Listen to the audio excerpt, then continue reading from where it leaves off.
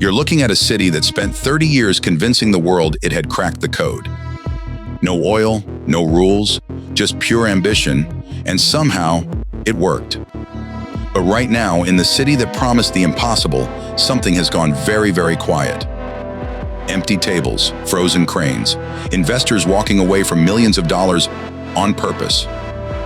I spent 3 weeks inside Dubai talking to people who will never appear on the official tourism reels, and what they told me. It changes everything you think you know about this place. Dubai is the city of impossible dreams. Skyscrapers that scratch the sky islands shaped like palm trees, a skyline designed by someone who treated the laws of physics as optional. For decades, this miracle in the middle of the desert was sold to the world as the absolute future, the ultimate monument to human ambition, the place where, if you had enough money and enough nerve, nothing was impossible. But walk through those same streets today, and something feels off. Hotels that should be packed aren't. The most exclusive restaurants on a Saturday night, empty tables in the middle of rush hour.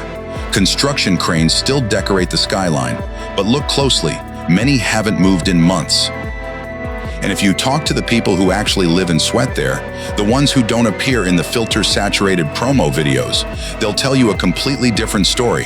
Dubai isn't just slowing down. Dubai is bleeding money, reputation, and most critically, the illusion that kept the whole thing alive. The boldest city on the planet is facing its reckoning, and the cracks in the facade are getting harder to hide by the day. Let's start with the central pillar of Dubai's economy, hotels. The city has approximately 140,000 hotel rooms, more than Las Vegas, more than the entire capacity of many countries. The government built this colossal infrastructure on one bet, that an endless tide of tourists and business travelers would flood the city, year after year, forever. On paper, occupancy was supposed to sit around 80%. That's the magic number where hotels actually start printing money. Here's what's really happening.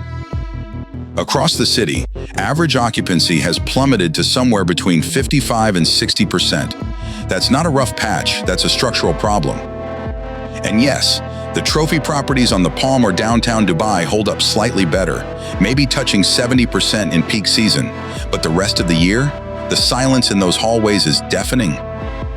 The real crisis lives in the 3- and 4-star hotels, the ones that carry the actual weight of the city's capacity. Many are running at 40% or less. I walked into lobbies on Tuesday afternoons and counted more staff than guests.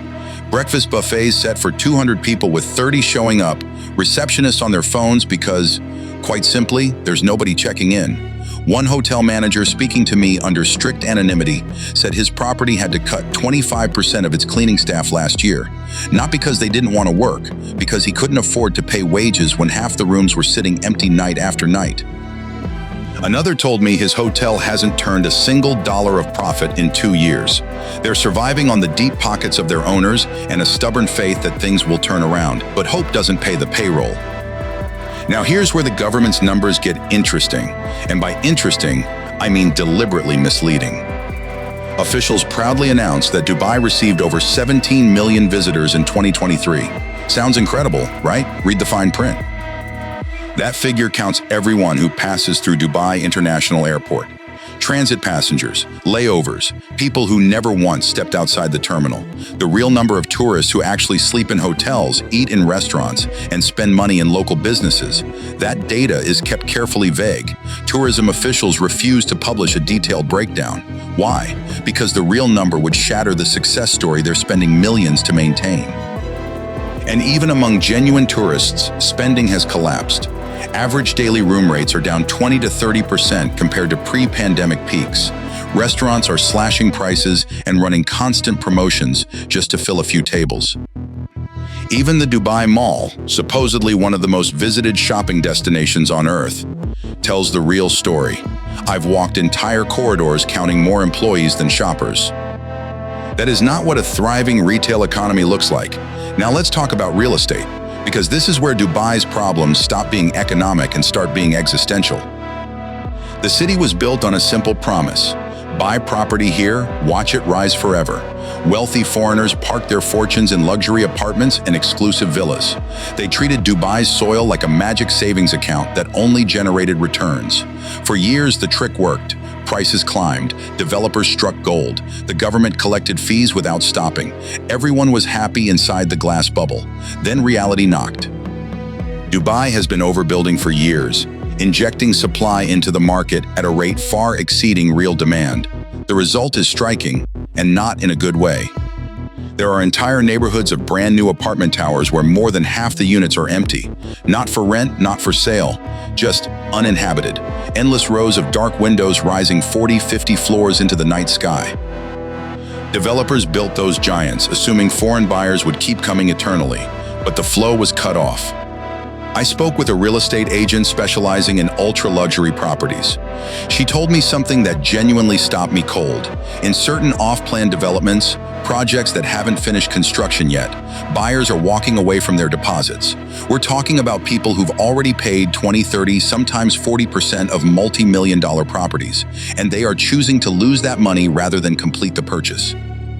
Think about what that tells you. When a rational investor decides it's smarter to forfeit hundreds of thousands of dollars than to keep the asset, that's not nerves. That's a verdict on the market, and the numbers back it up. Rental yields have fallen from an enviable 10% a decade ago to somewhere between 4 and 6% today, and even those figures are generous.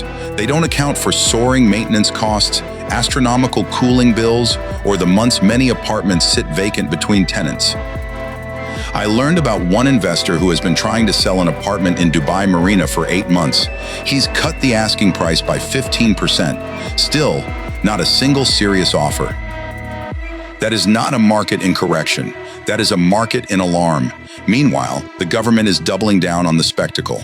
Another palm-shaped island, rotating skyscrapers, cities within cities, all designed to grab headlines and maintain the illusion of infinite momentum. But the people on the ground will tell you the truth. Many of these projects are pure vaporware. Architecture built for the PR department, never intended to actually break ground.